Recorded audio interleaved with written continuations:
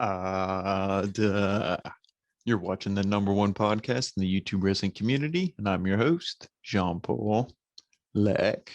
And this is Rope Break. Family, how we doing? Thursday morning here, so you know what time it is. AEW Dynamite review. But before we get into it, I want to thank each and every one of you guys, all your support, the comments, likes, subscriptions. You know the deal, but we always thank you for it because we always appreciate it no matter what. So thank you guys.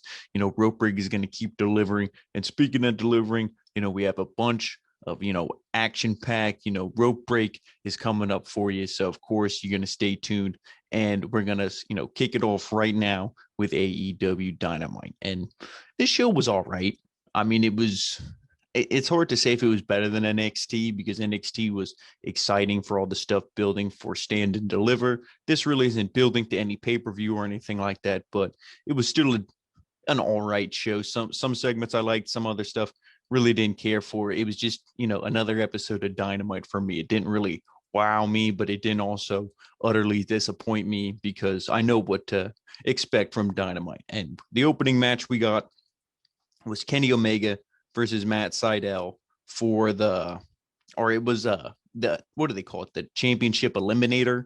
So pretty much if he wins, he gets a title shot against Omega, but I don't know if that means when he loses, he's eliminated from getting a title shot against Omega. I don't understand how that works, why they call it an eliminator match. But, when this started off, it was a little bit, didn't really care for it too much. It was kind of just like the pacing and stuff was weird, but eventually, Sydal took over, kind of was, more dictating the pace, countering and all that.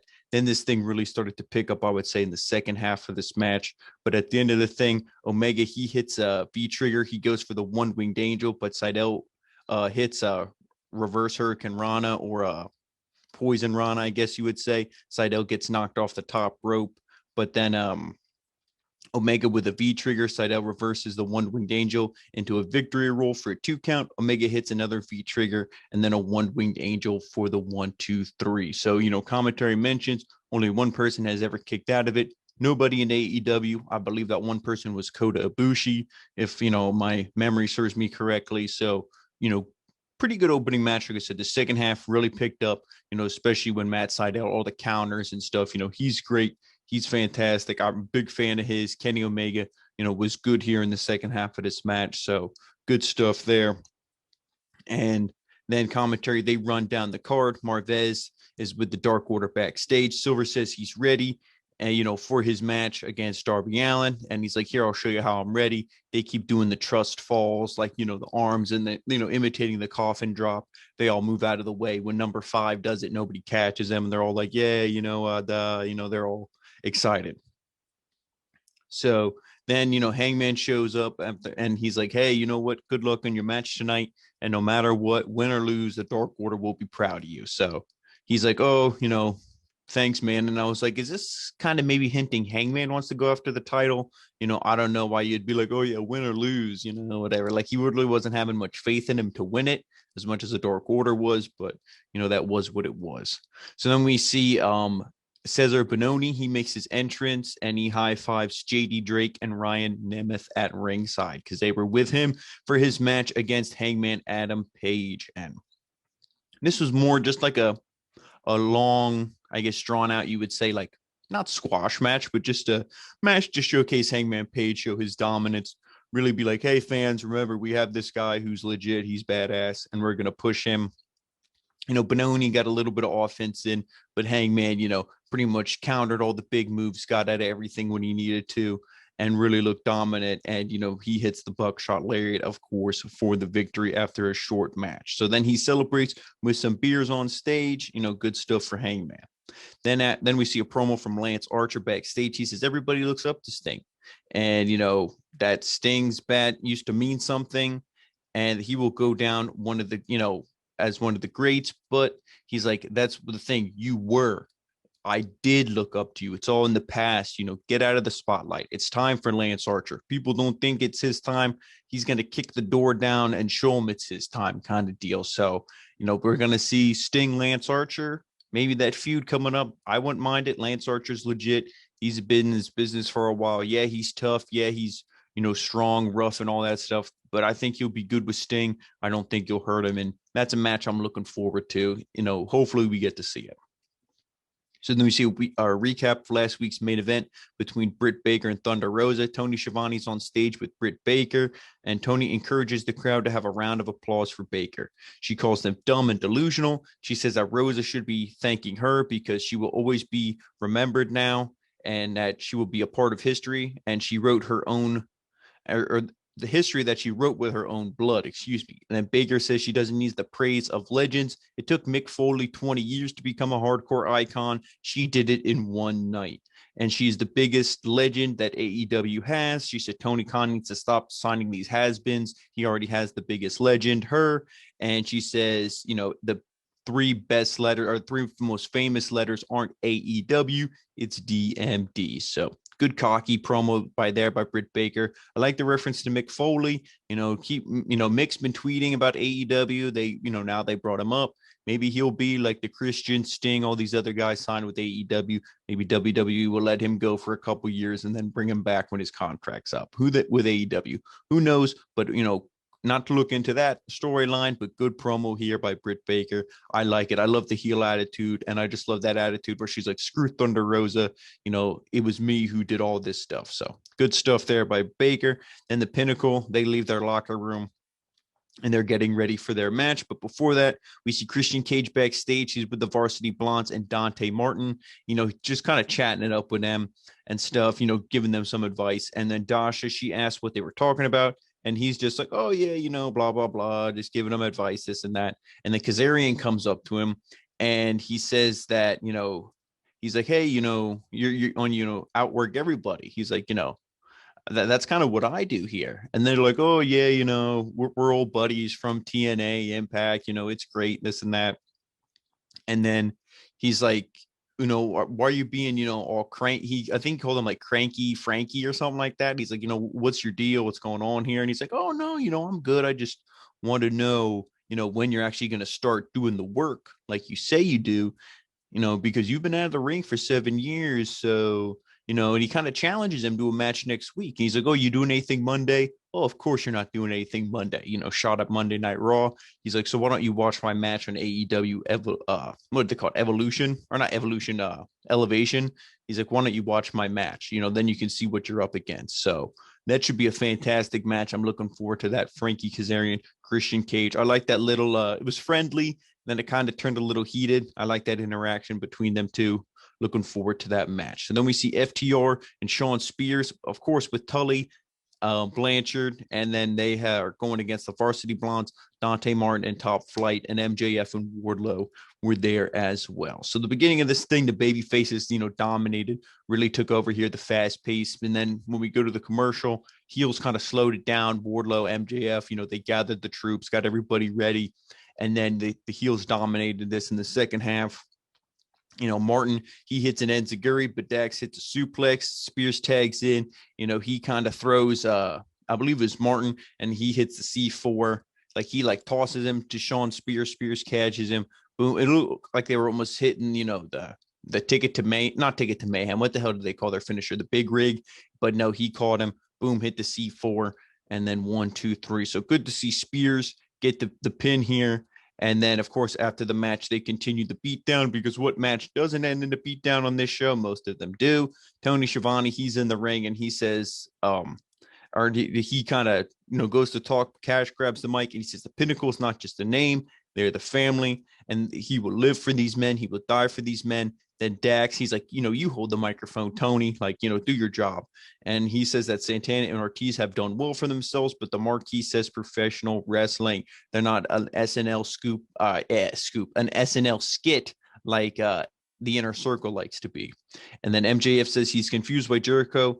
Hasn't said anything yet. The only thing he breaks these days is the chairs he's sitting in. MJF says Jericho is terrified and he intimidates Tony and he has a gift for them next week. He's like, when you are in the Pinnacle, you were always on top. Because Tony tries to be like, oh, well, you beat him up. That's why they're not here, blah, blah, blah. And then Wardlow grabs his shoulder. He's like, oh, were you saying something, Tony? And Tony's like, so, I wasn't saying anything. So, good stuff there. The intimidation Pinnacle, awesome promo by all these guys, Dax, Cash, MJF, great stuff. And he says he has a gift for all them next week. So we got to see what that is. Probably something with Jericho's face on, making fun of him, something like that. Then we'll probably see the Inner Circle jump and, attack them during that. So, because like I said, everything ends in a beatdown or an attack. Then we see Team Taz backstage. Taz says that there are no problems in Team Taz. And, he's like, oh, yeah, Cage apologized to all of us. He apologized to Ricky personally, all this stuff. He's like, you good, Rick? You good, Hobbs? You good, Hook? And he's like, you good, Cage? And, Cage is like reluctantly says that he's good. But you saw the whole time when Taz was talking, the look on Cage's face. You definitely see the dissension is happening. He's going to leave the group. I don't really think I would do it yet, but maybe they feel it's the right move. You turn to Lance Archer, I would say. I don't even know if you turned him babyface, but you at least tweaked his character. But I think you have enough baby faces. I don't think you need to turn him babyface, at least not yet. But, they're going to do what they're going to do. So then we see QT Marshall. He's frustrated, and he points to his wife in the crowd. And, he's like, yeah, there's my wife. And I'm frustrated because, everybody just says I'm Cody's friend. And that's bullshit because I do so much, but I'm always going to be typecasted as Cody's friend. That's why I have this job, right? Just being very just like kind of bitter in the sense that it's like nobody just recognizes his talent and all the work he puts in as himself. It's always just, oh, Cody's friend. And he's like, Cody gets to go home and sleep with his wife, but I get to stay here and, keep doing all the work. And my wife sleeps alone. I won the first bunkhouse match, but all this stuff doesn't matter because it always has that asterisk of Cody's friend. So he's like, he's like, I'm just sick of taking bumps in the ring, doing all this stuff. I want a match with Cody one-on-one next week to prove who's the better man. So Cody comes out pretty much in a very not condescending, but just a very dickish manner. Cody's like, oh, just calm down. And, yeah, we'll have the match. Arnold be the referee. It'll be great. I don't want to hurt you. If I do the figure four, I do all this. I'm not trying to hurt you, so don't worry. And he's like, you're my best friend, all this stuff. But QT, he's like, okay, thanks. All I wanted was the match. But hopefully QT snaps and give him the win, I would say.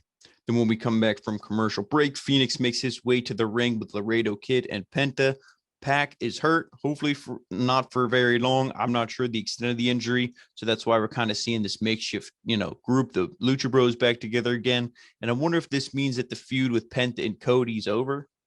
If it is, I don't really know what to say. The feud didn't go very well with Cody winning, right away, because I always say the babyface, if the babyface wins, it's over, so I don't really know what's going on with that feud, but we get this match, the Young Bucks and Brandon Cutler versus the Lucha Bros and Laredo Kid. And beforehand, the Lucha Bros, they cut a promo, and I believe his name is Alex, who translate for Pentagon in them.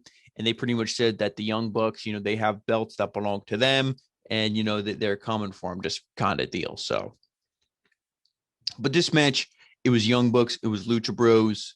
What did you think it was going to be? It was a spot fest. It was crazy. It was all over the place. If you like that high flying, spot fest action, this match was for you. I personally enjoyed it when it was more just one-on-one interactions, a little bit more wrestling, a little bit more believable stuff.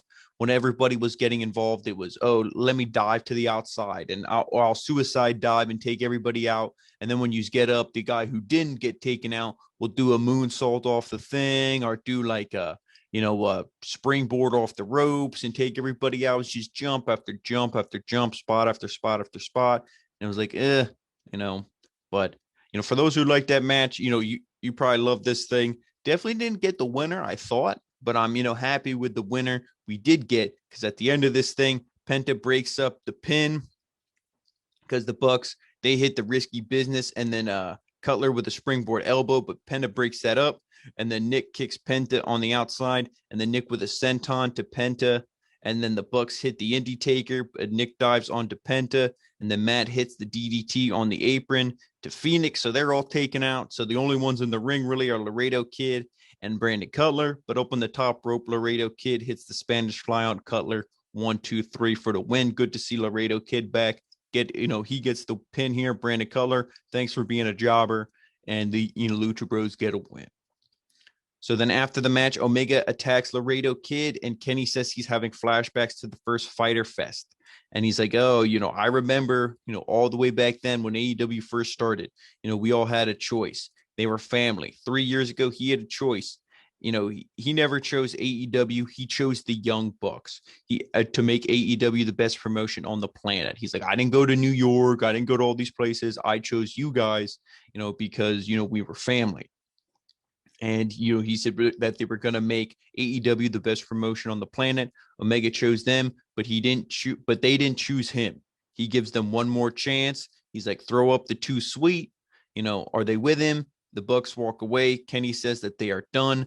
And the Lucha Bros, they attack with a double super kick. The Good Brothers and Callis come to Kenny's aid. So you see, this whole everybody's fighting with everybody. You can't even really follow. Like I said, is Penta going after Cody? Now he's going after Omega and all them because he came down, beat up the Laredo Kid, all this stuff. So who knows what we're going to see. Plus, the Good Brothers are also going after what we'll see later on, Moxley and Kingston. That's not done. So everybody's all over the place. That's why this show is a little hard to follow. I mean, if you're a mark and you just love, stuff for what you see, then you love it. But if you actually think about, continuity and story and everything like that, it's a mess. But, that's what we got. Then we see a Cargill video package. Cargill and Red Velvet will go one-on-one. And, she's pretty much saying, you're undefeated. I'm undefeated in singles competition. So, I kicked your ass once. You want me to kick your ass again? Fine, let's do it. So we're going to get that match. And then they also showed a preview for the reality TV show with, the Rhodes, Cody, and Brandy. I fast forwarded through that commercial. I can't stand either one of them. So I will not be watching a single second of that show. So then we get a recap of the Good Brothers attack on Moxley and Kingston. Kingston has just like his broken leg when they did they pilmented his leg with the chair. And Eddie says, he's like, hey, what's going on with you guys? This isn't New Japan. This isn't about selling a tacky t-shirt. He's like, what's the deal with you guys? Moxie says that, this is war on the streets of Jacksonville, and he doesn't like the Young Bucks, but he does owe them a favor for helping them out last week. And he has no patience for the Bullet Club's high school drama, and he says that they will be better, that they better be willing to get their hands dirty. So you see there, they're still coming for him. This isn't over, but like I said, they're going after the Good Brothers. They're going after Omega, but then you also, if you want to think everybody who's on their side, wouldn't that be Penta, Phoenix, Laredo Kid, the Young Bucks? So that's 5, Kingston, Moxley, 7 against 2. The Good Brothers, Don Callis, and Omega, 3. That definitely seems like a stack for the baby faces, but then the Young Bucks also hate Penta and Phoenix. So it's like, are they their own group? Or they, so it's all over the place. That's why, again, it's like, this is confusing. Just have feuds that don't, cross and just just have feuds that make sense and we can actually follow. And the things that actually, going into things that, don't make any sense. We see Nyla Rose with Vicky Guerrero versus Ty Conti. And I thought this would be a match. Okay, this is going to be something that is going to make, Nyla Rose kind of back on track, one of the dominant forces in this women's division, but it'll be a good showing for Ty Conti. Well, I was right about half of that because it was definitely a good showing for Ty Conti because she got the win. And I'm like, how much are you going to bury Nyla Rose? But of course, when the match was over, let me just take you through the end of this thing. Rose with a big lariat for a 2 count, but Conti rolls through a beast bomb. And, she hits some low kicks on the knees of Nyla Rose. And then Rose hit, with a knee lift, but Conti, with more knee strikes. And then she hits a huge hammerlock DDT for the 1-2-3. Again, surprise. But after the match, Nyla Rose, power bombs her, beats the shit out of her. And then Sheeta comes to make the save. The bunny comes down and she hits Sheeta with a kendo stick. And then she attacks Ty Conti. Hardy, the Butcher, and the Blade, they come out. They watch Bunny and Rose's beat down and they watch them beat each other down. And then Matt says that the women's eliminator was a shame because the bunny wasn't in it. So, then we're going to see next week, a tag match between these two women, obviously Ty Conti, Sheeta versus Rose and the bunny. Is Vicky Guerrero joining Matt Hardy's brand? I wouldn't doubt it because everybody just joins everybody's group and all this. This is, again, I don't really care about this. Is this setting up the babyface's win? Then she gives Ty Conti a title shot. I don't know, and I really don't care, to be honest with you. Not a very good match, not good booking. So this is when the show That's when it kind of started to be like, but at least we're getting close to the main event, guys. Don't worry. But then we see a recap of Miro, Kip, Orange Cassidy, and then, Chuck Taylor, all that stuff. Their feud next week. They're going to have that Arcade Anarchy match. Again, I can't imagine this match being any good. I wish it was just a normal tag match, but AEW and doing normal matches, silly me for expecting such a thing. Then we get another promo, tons of promos on this show, way too promo heavy, if you ask me. Scorpio Sky says that this isn't a new side of him, but it's a side we haven't seen. Everybody has to stop pretending that he isn't uniquely talented. His days of being underrated are over. On Elevation, it's time to pay the rent, and he's more than one man. He is the face of the revolution. He's having a match against Mike Sydal, I believe, on Elevation. So I won't be watching Elevation. I never do. I don't watch Dark either. I'm sure Scorpio Sky will win and continue to boost his stock. So good stuff for Scorpio. I like him as a heel. That was, again, a good, heel turn. But Brian Cage turning face way too soon. Then we come back from commercial break. All the Dark Order, they enter with John Silver. And then out next is the TNT champion, Darby Allin. So we get TNT Championship match, Darby Allin versus John Silver. And this match was pretty good. The only thing I didn't care for was, there's a couple things, just like the Dark Order all being out there. And then you have Sting comes out and intimidates the Dark Order, but aren't the Dark Order baby faces? So really they would just be out there to cheer on their guy. They wouldn't, really try to be interfering. Like, they're not a heel team. So I don't know why Sting had to come out. Obviously, he said he would last week. So, of course, they got to bring him out, do all this stuff.